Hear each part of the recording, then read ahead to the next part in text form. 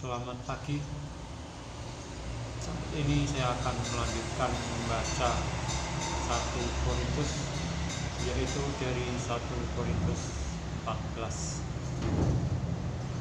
Sekali lagi tentang karunia roh. Kejarlah kasih itu dan usahakanlah dirimu memperoleh karunia-karunia roh, terutama karunia untuk bernubuat.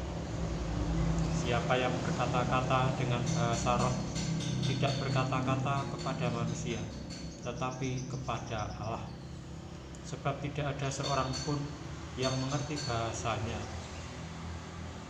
Oleh roh ia mengucapkan hal-hal yang rahasia. Tetapi siapa yang bernubuat, ia berkata-kata kepada manusia. Ia membangun, menasihati, dan menghibur.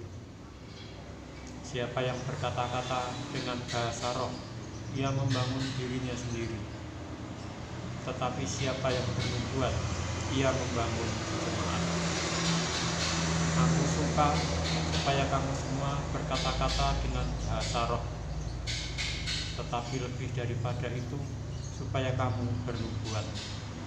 Sebab orang yang bernubuat lebih berharga daripada orang yang berkata-kata dengan bahasa roh, kecuali kalau orang itu juga menafsirkannya, sehingga jemaat dapat dibangun. Jadi saudara-saudara, jika aku datang kepadamu dan berkata-kata dengan bahasa roh, apakah gunanya itu bagimu jika aku tidak menyampaikan kepadamu kenyataan Allah, atau pengetahuan, atau nubuat, atau pengajaran? Sama halnya dengan alat-alat yang tidak berjiwa, tetapi yang berbunyi, seperti seruling dan kecapi. Bagaimanakah orang dapat mengetahui lagu apakah yang dimainkan seruling atau kecapi, kalau keduanya tidak mengeluarkan bunyi yang berbeda? Atau jika nafiri tidak mengeluarkan bunyi yang terang, siapakah yang menyiapkan diri untuk berperang? Demikianlah juga kamu yang berkata-kata dengan bahasa roh. Jika kamu tidak mempergunakan kata-kata yang jelas, bagaimanakah orang dapat mengerti apa yang kamu katakan? Kata-katamu sia-sia saja kamu ucapkan di udara. Ada banyak, entah berapa banyak macam bahasa di dunia. Sekalipun demikian, tidak ada satupun di antaranya yang mempunyai bunyi yang tidak berarti. Tetapi jika aku tidak mengetahui arti bahasa itu, aku menjadi orang asing bagi dia yang mempergunakannya, dan dia orang asing bagiku. Demikian pula dengan kamu. Kamu memang berusaha untuk memperoleh karunia roh, tetapi lebih daripada itu, hendaklah kamu berusaha mempergunakannya untuk membangun jemaat. Karena itu, siapa yang berkata-kata dengan bahasa roh, ia harus berdoa supaya kepadanya diberikan juga karunia untuk menafsirkannya. Sebab jika aku berdoa dengan bahasa roh, maka roh pula yang berdoa, tetapi akal budiku tidak turut berdoa. Jadi, apakah yang harus kubuat? Aku akan berdoa dengan rohku, tetapi aku akan berdoa juga dengan akal budiku. Aku akan menyanyi dan memuji dengan rohku, tetapi aku akan menyanyi dan memuji juga dengan akal budiku. Sebab jika engkau mengucap syukur dengan rohmu saja, bagaimanakah orang biasa yang hadir sebagai pendengar dapat mengatakan amin atas pengucapan syukurmu? Bukankah ia tidak tahu apa yang kau katakan? Sebab sekalipun pengucapan syukurmu itu sangat baik, tetapi orang lain tidak dibangun olehnya. Aku mengucap syukur kepada Allah bahwa aku berkata-kata dengan bahasa roh lebih daripada kamu semua. Tetapi dalam pertemuan jemaat, aku lebih suka mengucapkan 5 kata yang dapat dimengerti untuk mengajar orang lain juga, daripada beribu-ribu kata dengan bahasa roh.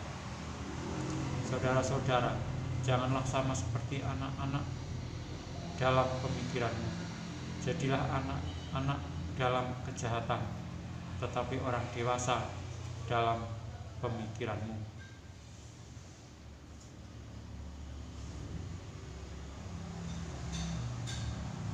Dalam hukum Taurat ada tertulis, oleh orang-orang yang mempunyai bahasa lain dan oleh mulut orang-orang asing, aku akan berbicara kepada bangsa ini. Namun demikian mereka tidak akan mendengarkan aku, firman Tuhan. Karena itu, karunia bahasa roh adalah tanda, bukan untuk orang yang beriman, tetapi untuk orang yang tidak beriman. Sedangkan karunia untuk bernubuat adalah tanda, bukan untuk orang yang tidak beriman, tetapi untuk orang yang beriman.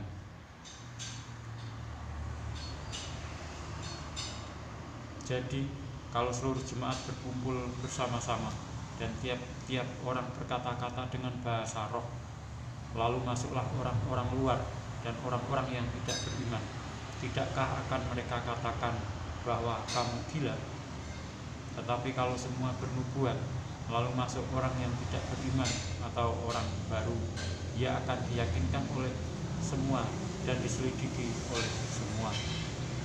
Segala rahasia yang terkandung di dalam hatinya akan menjadi nyata, sehingga ia akan sujud menyembah Allah dan mengaku, sungguh Allah ada di tengah-tengah kamu. Peraturan dalam pertemuan jemaat. Jadi bagaimana sekarang saudara-saudara? Bila mana kamu berkumpul, hendaklah tiap-tiap orang mempersembahkan sesuatu, yang seorang mazmur, yang lain pengajaran, atau penyataan Allah, atau karunia bahasa roh, atau karunia untuk menafsirkan bahasa roh. Tetapi semuanya itu harus dipergunakan untuk membangun. Jika ada yang berkata-kata dengan bahasa roh, biarlah 2 atau sebanyak-banyaknya 3 orang, seorang demi seorang, dan harus ada seorang lain yang menafsirkannya. Jika tidak ada orang yang dapat menafsirkannya, hendaklah mereka berdiam diri dalam pertemuan jemaat dan hanya boleh berkata-kata kepada dirinya sendiri dan kepada Allah. Tentang nabi-nabi, baiklah 2 atau 3 orang di antaranya berkata-kata dan yang lain menanggapi apa yang mereka katakan. Tetapi jika seorang lain yang duduk di situ mendapat penyataan, maka yang pertama itu harus berdiam diri.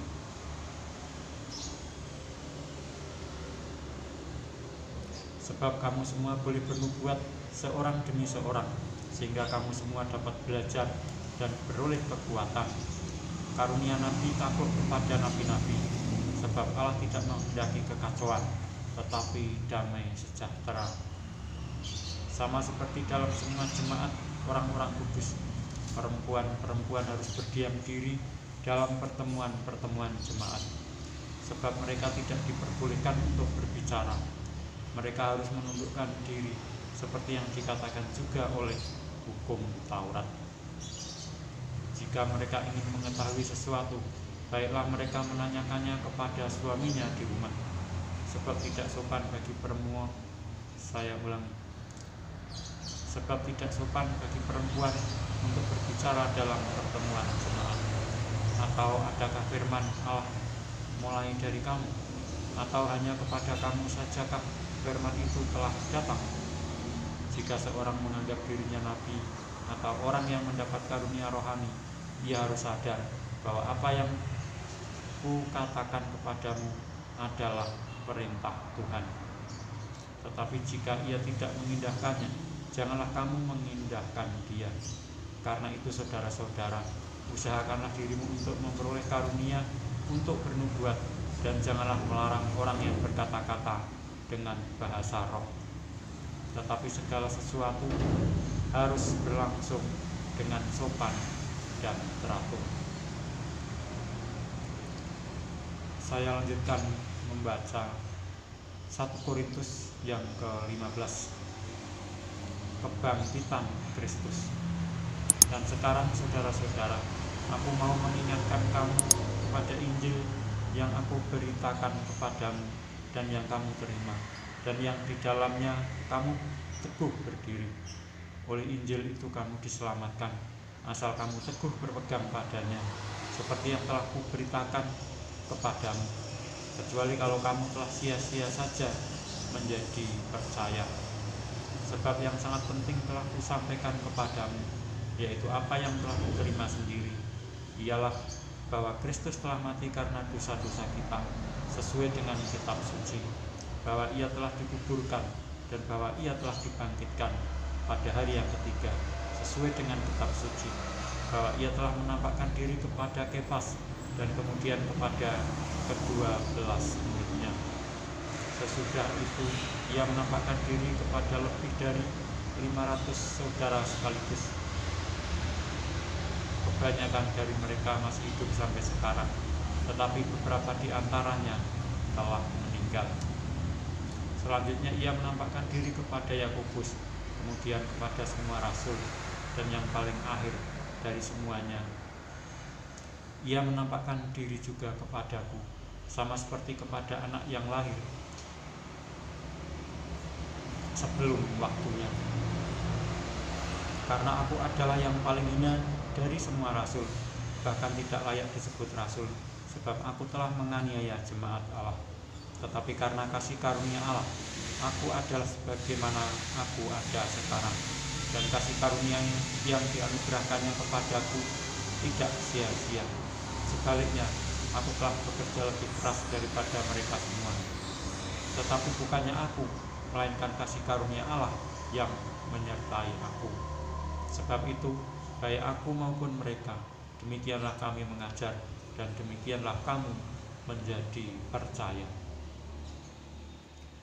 Demikianlah saya telah membaca 1 Korintus sampai dengan 1 Korintus 15 ayatnya sampai dengan ayat yang ke-11.